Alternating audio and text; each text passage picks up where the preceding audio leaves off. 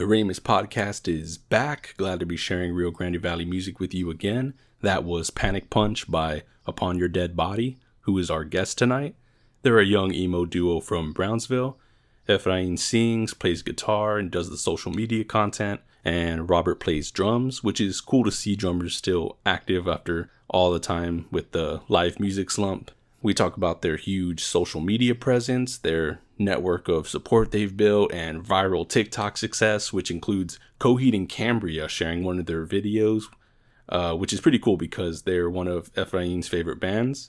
We talk about their love of emo music in general, which is interesting considering they were too young to have been fully immersed in the 2000s emo trend, but that makes them special in a way. They have the retrospective lens and enthusiasm that the older fans couldn't appreciate, but they also have a lot of youthful accessibility for the new generation.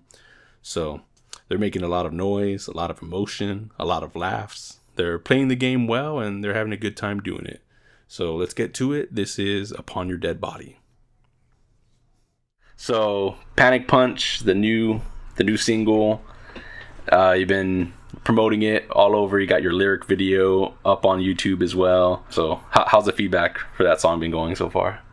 So far, a lot of people have been telling us that it's a pretty good track. You know, I had a friend of mine telling me that can't wait to mosh to it when we play live. Oh yeah. So I think that's pretty cool. And this is the first track that we do where I actually scream in it, and so that was a little different, and I feel like it veered off, you know, what we would normally do, but it seems as though people are liking it. And I mean, yeah, so far very positive feedback, which is really cool. And I'm also going to be releasing an acoustic version of it, kind of strip it down a little bit, and I think that's going to be very nice as well. Yeah, the screams that really caught my attention right away because you do it right off the bat. And yeah, because usually when I listen to your music, it has like a Coheed and Cambria foundation. It's got like a little bit of like the technical stuff from like Fall of Troy, and it's got like that that changing intensity of like At the Drive-In. So it's got like a lot of stuff that it comes to mind. But those screams, all my favorite. Oh yeah. Yeah, man. And God, I love At the Drive-In, Coheed and Cambria, the Mars Volta. Oh wow. What? Okay, my bad. So yeah, I love those bands, man. Coheed and Cambria, the Mars Volta, At the Drive-In, they're all my favorites. So when I'm writing, like I'm writing, you know, based off of my influences of those bands, and oh man, they're just so perfect. They're just the best, right? And so the screaming, I used to be in an older band called Negotiated Silence, and I would scream a lot in that band. And so I'd always been able to scream, and this song I just felt like it kind of needed it. I feel like we put a lot of effort towards it. I think it was a lot of fun making it, and I mean, I like the fact that we were able to do that little DIY music video that we did, and then I was able to make a lyric video off of that same video. And now I'm going to be working on an acoustic version, which is already pretty much done, and I want to release that one, a little bit, I think somewhere in May, and I'm going to release like a little DIY streaming video with it as well, so just something a little engaging to look at while you listen to the song. The song has two characters. You said there's an introvert, goes to a party, drinks some punch, and it's spiked, and goes on this pretty bad trip, and the extroverted friend, kind of pressure him a little into, just riding it out. That roller coaster of sound in the music reflects that thematically as well. Yeah. So. Yeah, and I think my favorite part about the song is the drums, man. The way Robert plays the drums from like the beginning, God, just everything about it, the technicality of it, I love it so much. And then when it gets to that part, the thing I love about Robert is like he can be so technical, on the parts that need to be technical, and on the parts where it needs to be, simple, he's able to break it down and be simple. And sometimes he'll go off, but when the beat needs to be a certain way, he'll make it a certain way. Like that part, I guess we will just have to, yeah. And then the ending as well, man, it's wonderful. Do you wanna talk about your process writing the drums for that song, Robert? I think during that time I was listening to like a lot of technical bands like Kellis Son, Gavin Dance, a lot like Birds, So I guess with the track, I kind of got a little bit technical and a little bit basic because I want to try to keep, the instruments, like let them shine more on certain parts and then let the drums shine on certain parts. So it's a pretty, brutal process when it came to recording time. But it was pretty fun, something totally different, something that's real energizing. So can't wait to play it once shows are kind of coming back, Oh, for sure. Yeah, looking forward to it. I never got the chance to see you guys live. Man, we suck. You should come watch. And where's like, what was that song? Which one is it? We're super rusty, man. We're working on rehearsing a lot more, because everything that happened with COVID, we hadn't been rehearsing or practicing or anything like that. And of course, we got to practice on our own as well. But we're gearing up to get ready to play shows. I'm looking for a bassist as well to join us. I have a guy in reserve who likes playing shows with us, so I'm probably going to ask him because he's really cool. But if he can't, I am going to be looking for another bassist. I am going to be right back. Give me one moment, guys. Okay. If Robert wants to talk about anything. Oh, sure. Yeah. I'll chat with him. A little bit. Yeah. Alright, hold on. Give me a second, guys. Yeah, so how long have you been drumming, not just with Upon Your Dead Body, but like in general?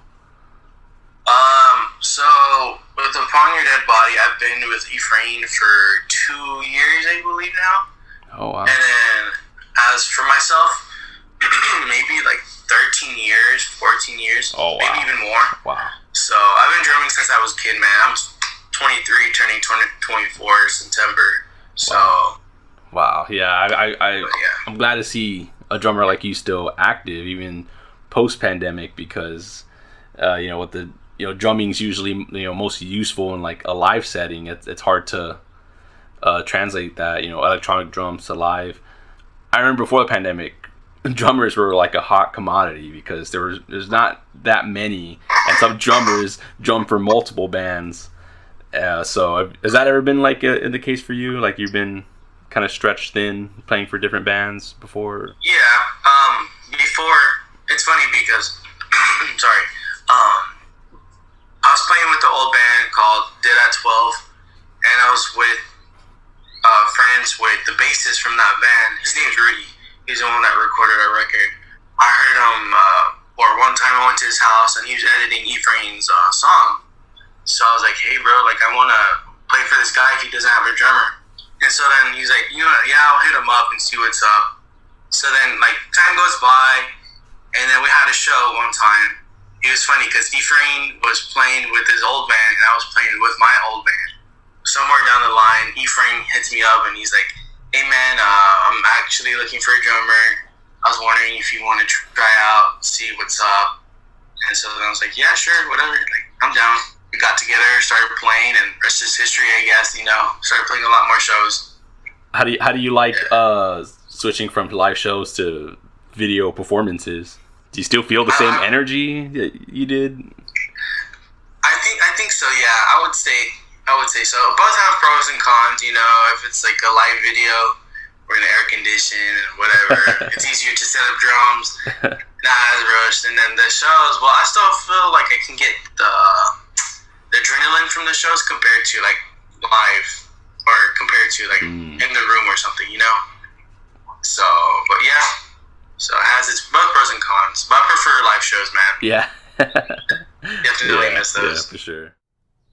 We're going to take a short break. When we get back, we'll share a lot of laughs about their TikTok success. Efrain is a funny guy and a great content creator. And Robert, something interesting about Robert. He mentioned outside of the recording that he goes to music school at Musicians Institute in LA, but he does it online and lives in Harlingen. He says the cost is insane and that music school isn't necessary, but he has fun and he makes great connections with people from Fearless Records, Hopeless Records, and other musicians that have made it. For now, here is Upon Your Dead Bodies, short and sweet, from their debut album.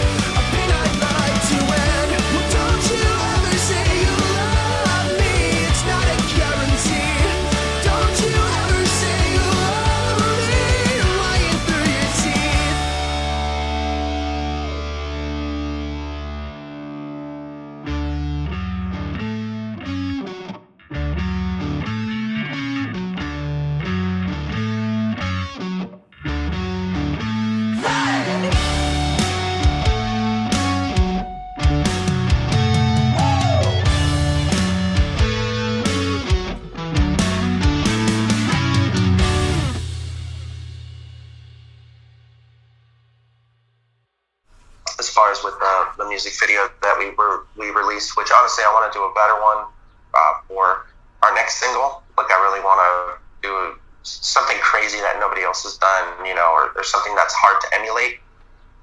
Because I know with just a video of people just playing, I know they can get boring really fast. And yeah, so it's like, you guys mix it up a lot, though. You have not only do you have like a lot of, you know, good singles up there, you have a lot of good video clips. Some of it's humorous. You have cover performances. You even had a Christmas special.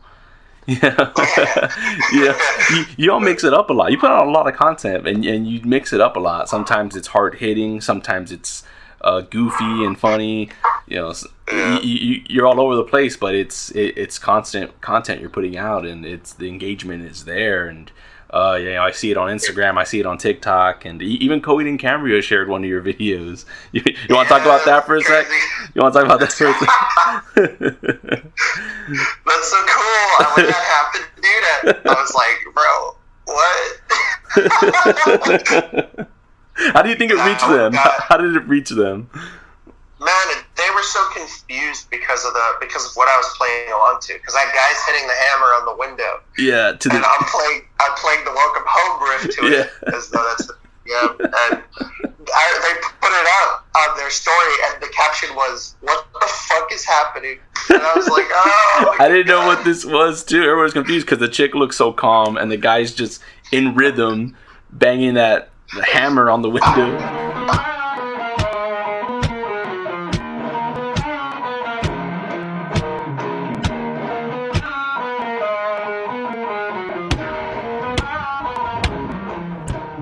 It was like an endurance showcase of the window, the window's so strong. And I seen somebody playing that Arctic Monkey song, Do I Want to Know? Oh yeah. And I was like, I think this could work with Welcome Home, and so I did it with Welcome Home, and they shared it, and I thought that was super cool. And then recently, I did a Modest Mouse short cover. A real simple video on our reels where I just say, "You'll never guess what happened." And my ex, she says, "What?" And I sing the Modest Mouse song, "Float On." 500,000 views. Oh, almost, wow. Yeah, almost 30,000 likes, and a bunch of comments saying Jack Black vibes. So. Yeah, I read it. I saw that. I was like, fuck! Perfect, because we're just a duo band, bro. It's honestly, God, and I think it was because I go, ba-ba-da-ba-ba-da-ba-da. So people were telling me Jack Black vibes, and so I wrote a song where I'm like, why does everyone say I sound like Jack Black? And then I do a part where I go, you know, like how Jack Black does it, and then I go, just to poke fun at myself, you know, because that's all. But it's been so crazy, man, with social media, because honestly, that's the best place to grow your brand, grow your band as a musician. And a lot of people don't take advantage of that, you know, especially the local bands, you know, here. It's either they're too busy, you know, they just don't have the time. I try to do it at least once a day, just something, you know. Doesn't matter if it's stupid, doesn't matter if it's silly, doesn't matter if you have nothing to say. It's that constant, sustained promotion that's going to keep you active in the back of people's minds. Yeah, your TikTok the most random stuff. I saw a video of these girls looking in amusement at you just puffing a vape thing. Because I'm a fucking idiot.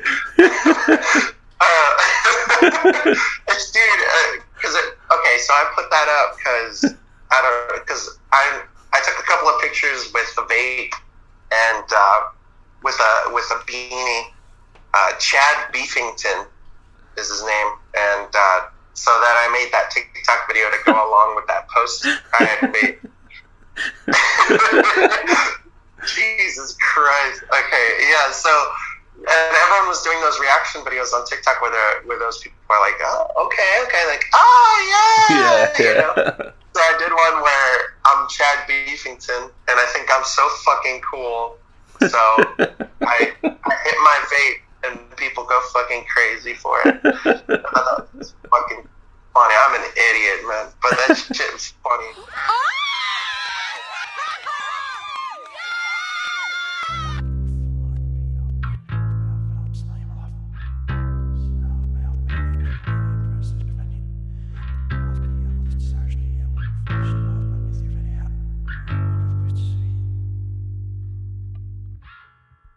It's one mess. I know what you said. We're on your bed. A kiss to the head. It's just like a gun. The fire's so fun. Or am I the one you would rather shun? Is this what you want? Me and your side. It won't feel right to leave you alone. Is this what you want? Me and your side. It won't feel right to leave you alone.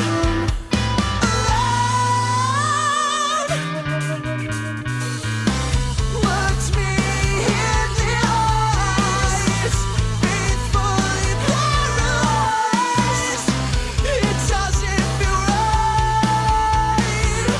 It doesn't feel right. In the corner of the room, a picture of me and you, or at least I presume. Where am I? What to do? The foggy weather, it is abused. It almost always sets the awful mood. Is this what you want? Me and your side. It won't feel right to leave you alone. Is this what you want? Me and your side. It won't feel right to leave you alone.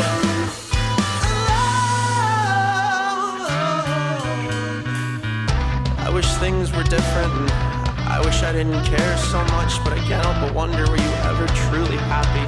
'Cause you'd suffocate and you'd fill your void with oxytocin and opioids, and you'd pull me in and I'd stay with you so you wouldn't feel so alone. I'm so sorry I left, I just couldn't take it anymore, but I'll be on your wrist, just please don't throw me away, 'cause I want to be there when your brushstrokes meet the canvas again. That's all I want. Is this what you want? Me and your side. It won't feel right to leave you alone. Is this what you want? Me and your side. It won't feel right to leave you alone.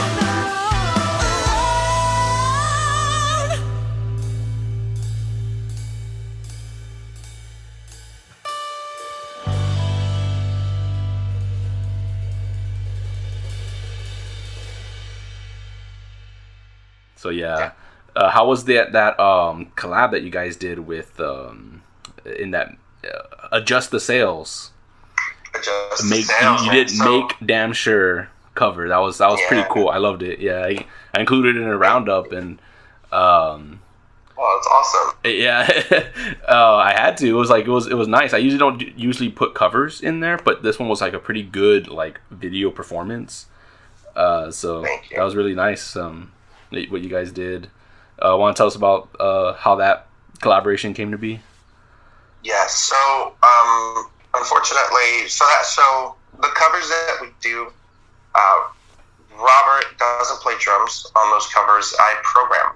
So okay. I have so I have this thing where I program, and it's usually it's usually just because it's faster for me to program them, and it definitely costs less money, and it's cover songs. So I'm basically just programming what's played on the song, and so I'll program them. And with Adjust the Sales, I've been wanting to work with him because he had been helping me out with marketing and with like setting up advertisements and things like that for our music as well. He's a really cool guy, man. He really gave me a lot of information. I've been wanting to work with him because he's super cool, and I noticed that our fans like our music and they like his music as well. So I was like, this is perfect, So talked to him about it, and I was like, hey, I'm going to record a Make Damn Sure cover. So I did everything here at my house, and this is when I barely didn't even know too much, about recording or anything like that. I was just kind of winging it, what sounded good, what sounded all right, things like that. And on that song, you can definitely tell, the drums are programmed. I should have just got Robert to fucking play on them, but hopefully somewhere down the line he can. Yeah, I do it. I think what I want to do, Robert, is I want to do that Circus Survive cover of Lustration, and I want you to play the drums for it. Do all of it? Yes, I want to do Lustration. We were talking about it, but I'll do everything. All you gotta do is the drums. I'll send it your way when I'm done. Okay? Okay, yeah, sounds good. But with Make Damn Sure, I did programmed, and I hit him up, and we're actually really good buddies. Me, him, and this guy named Dustin, and this other guy named Kyle from the UK, and some friends of ours a friend of ours that works in alternative press as an editor. So we are all in this like group chat, and we all just share, ideas we have, strategies that we have. We share our songs with each other to get feedback. So we're like this really close knit kind of community of like 6 people. And so any issues that I'm having with anything musically, I'll talk to them. I'll be like, hey, what do you guys think about this? And they'll give me their straight up input. They'll tell me what's going on right now. They'll tell me what's hot, what's not, things like that. And that really, honestly, that really helps a lot. So Shane is his name. Adjust the Cells. It's just him. Sad dude with rad tunes, or rad dude with sad tunes. Really cool guy, man. He showed me everything from how to set up a merch store, things like that, man. And yeah, I mean, it's crazy, how to do drop shipping, how to market, how to promote, things like that. Him and a bunch of YouTube videos taught me a lot on the things that we're doing. So yeah, I hit him up and we recorded it, and I said, hey, just record your vocals, record yourself singing it, send it to me, and we'll make a music video for it. And he was like, all right, sounds dope. So he recorded his part in the restroom at his work in Georgia. And I recorded my part here, back there, with the mic stand, and everything. And we put it all together, and it came out great. His fans loved it. Some of our fans liked it. And it got picked up by some playlists. So really cool stuff, man. And I think I'm going to try and release more covers on Spotify, because when I release a cover and I put it on YouTube, people tell me, hey, I want this on Spotify so I can put this on my playlist. And I'm just like, shit, all right, okay. So that's what I'm doing. That's pretty cool, man. Yeah, I didn't know you were that connected, and that's pretty cool, man. Yeah. You have, that's crazy, something a lot of musicians around here don't have. And you have a network, you have a system going, and yeah, that's pretty cool. Yeah, a lot going for you. Cool. Yeah. It's because I think I really know what I want, especially for our band. And what I want is to keep playing music and to just be able to have freedom and fulfillment in what we do. And to be able to have that, you have to really work hard with the things that you want, especially when it comes to the stupid things, that musicians don't want to do, like marketing their music, talking to people, being social, things like that. It's crazy, man, because a lot of people down here are very talented, but by not taking advantage of those little things, they're really just shooting themselves in the foot. And I've been telling some local musicians that I really like, 10 Foot Overhead is one of them. I tell them, like, guys, like, if you need any advice on anything, like, let me know. Like, for free, I'll tell you straight up, like, what I'm doing, how I'm doing it, And I've convinced a couple of friends of mine to go on TikTok as well. Robert is one of them. He got a TikTok, and he recently put up his first TikTok. Yeah, you want to tell him what your first one is, right? You can tell him. We were rehearsing, and he played the fucking Pornhub drum intro. And so he makes a TikTok video. I recorded us, and does that intro, and I'm just like, wait a minute, what? Like that? The caption he put is, when you all thought you were just gonna jam. So it's like, wow, we're gonna fuck. Don't tell me there's a casting couch in this room. Jesus Christ. Pretty much. It's a perfect background too with the black curtains. Yeah, the black curtain. Yeah. All darkened out. Oh, damn, that's fucking funny. Amateur guitarist gets G-string fingered. Jesus Christ.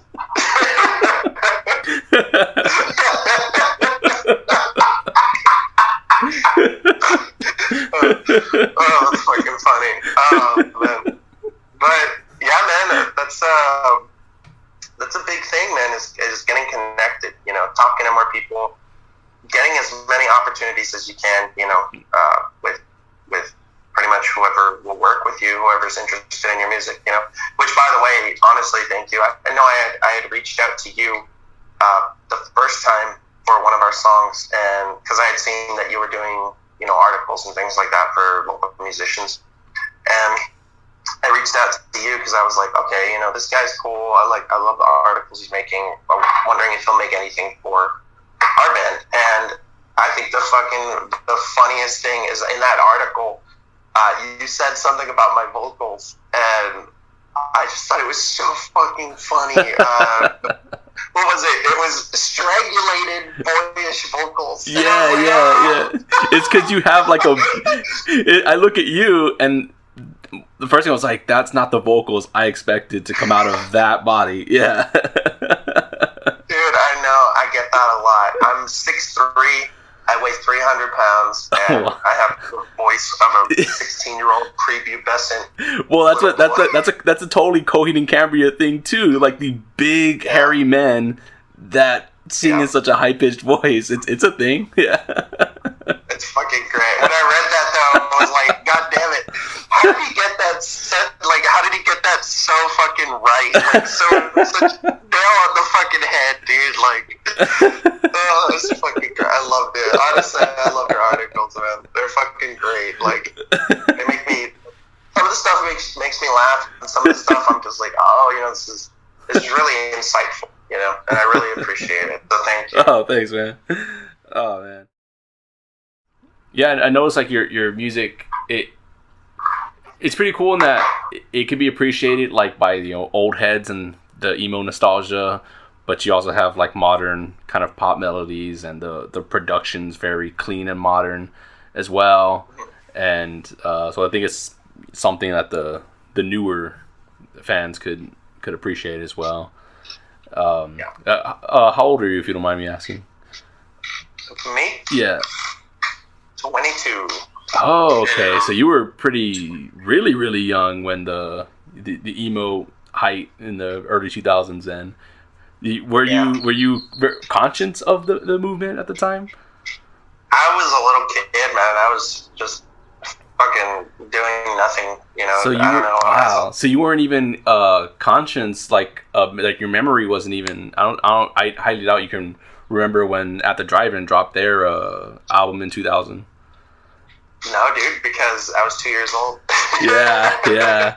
Wow, that's interesting. No, but that's the thing, man. Is in high school is where I found most of this music. You know. Yeah. So when 2000, I think it was like 2010. I think when I was like.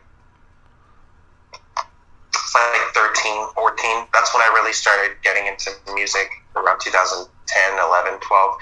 And I started getting more into like emo music. So like Crown the Empire, Alisana, My Chemical Romance, The Used, all of it shown to me by my sister, one of my sisters. And that's what she was listening to in high school. So I started listening to it and I got really into it. And that's when I found bands like At the Drive-In and the Mars Volta.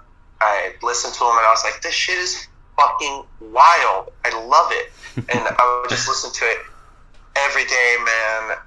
Them, Crown the Empire, the Mars Volta, Alisana, The Used, and then when I was like 15 or 16, my nephew, who's actually older than me, he's almost in his 30s now, and at the time, he was like, hey, I have this old CD. I don't want it anymore.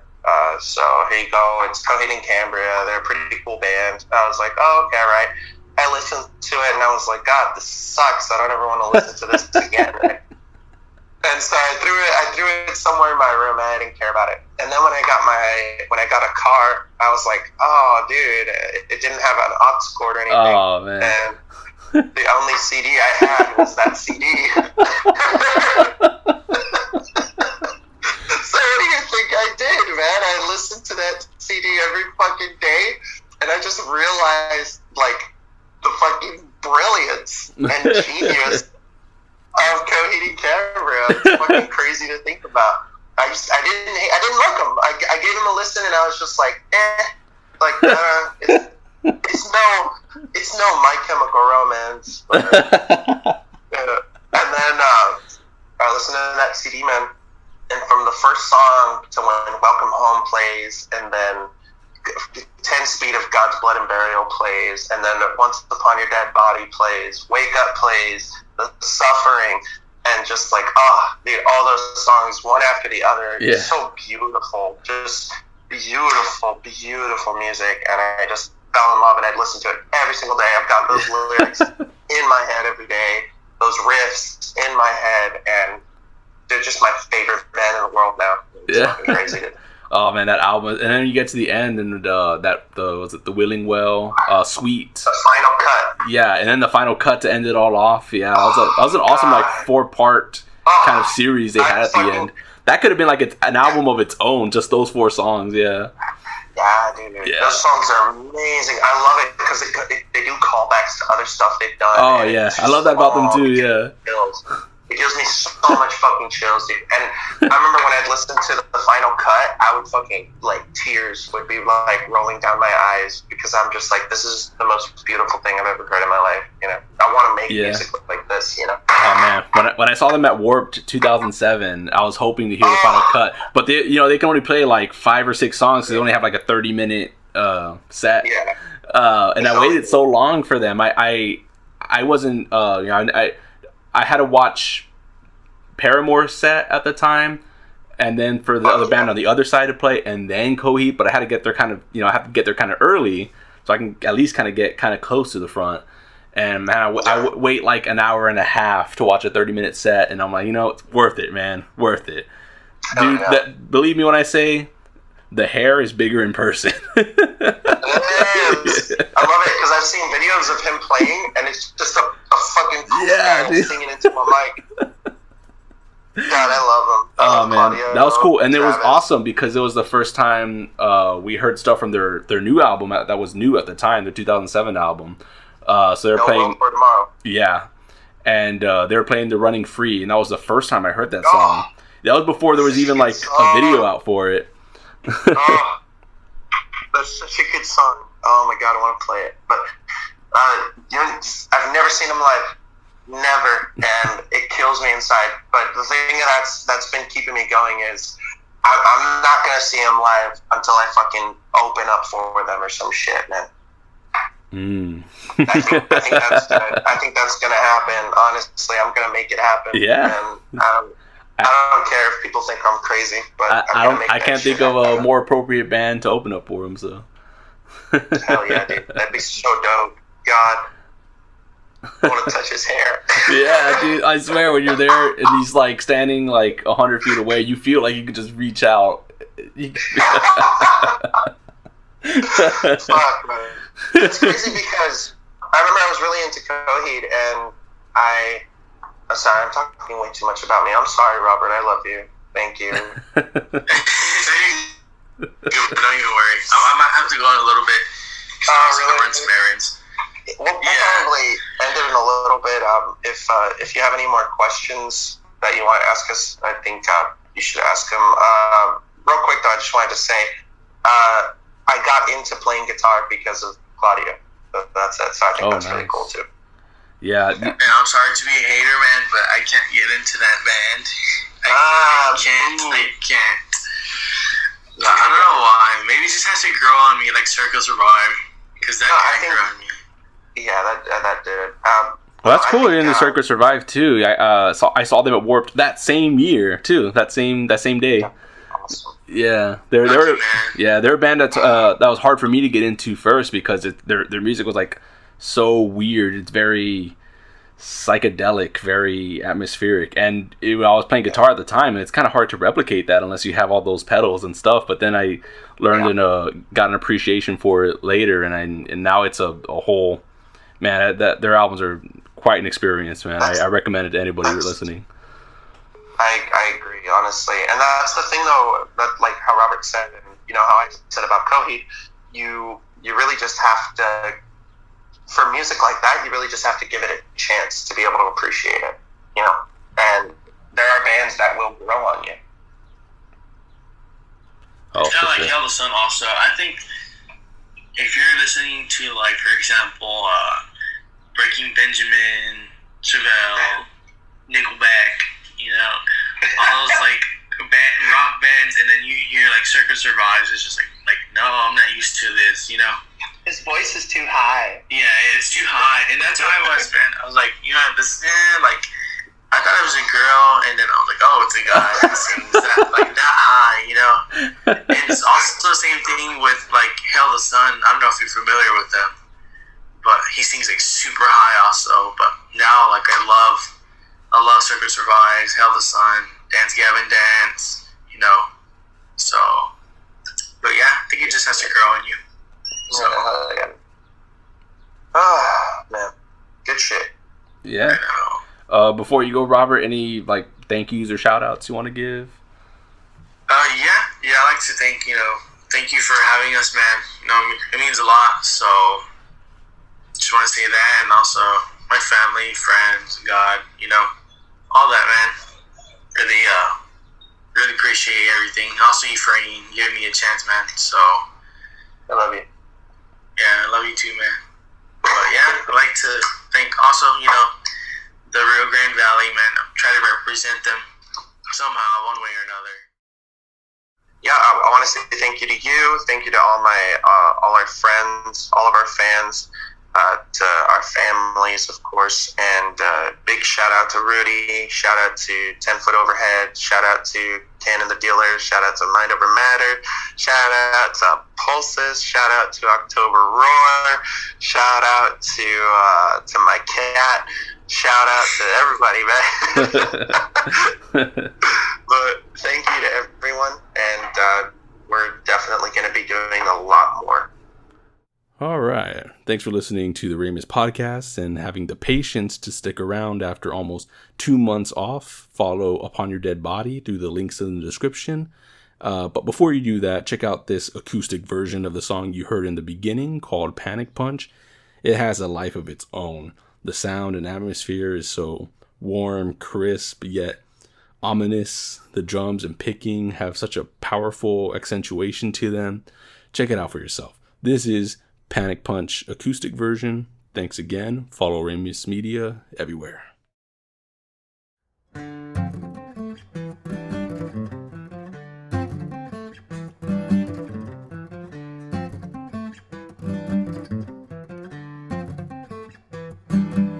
let's go. I'll say that I can make you run. I shoot you just because it's fun. Don't make me make you hail the sun. Incinerate your lungs, you're done. I just ran out of time to help you understand this. It's not so fun when you're the one who is a tempest. Well, I guess we will just have to wing it. Well, I guess we will just have to scream it. Drank all the panic punch. Break your arms, feel the crunch. Drank all the panic punch. Break your arms, feel the crunch. Get ready for the time of your life, because tonight you're gonna die. And I don't wanna stay here, because I'll drink the poison in the cup. You know you'll never make me unless you can tell me what is up.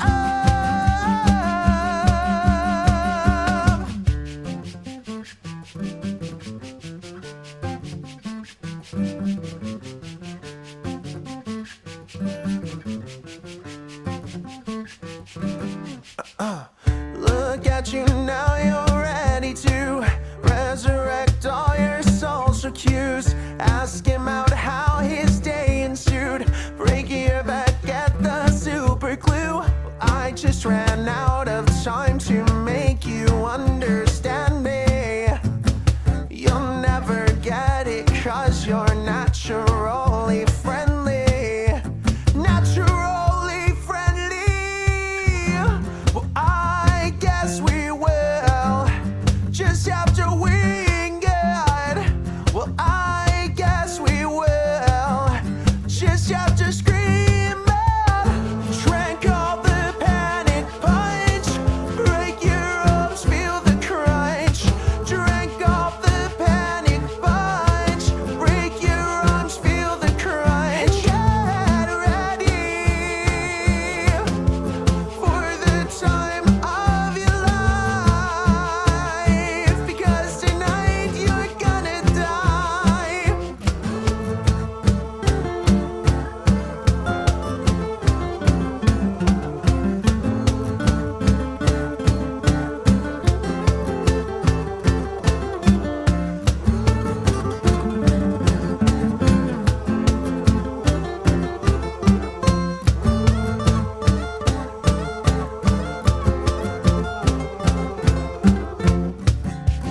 I've got it on my mind most of the time. Enough is enough. I'll say when I'm done, so I can have fun and we can go home.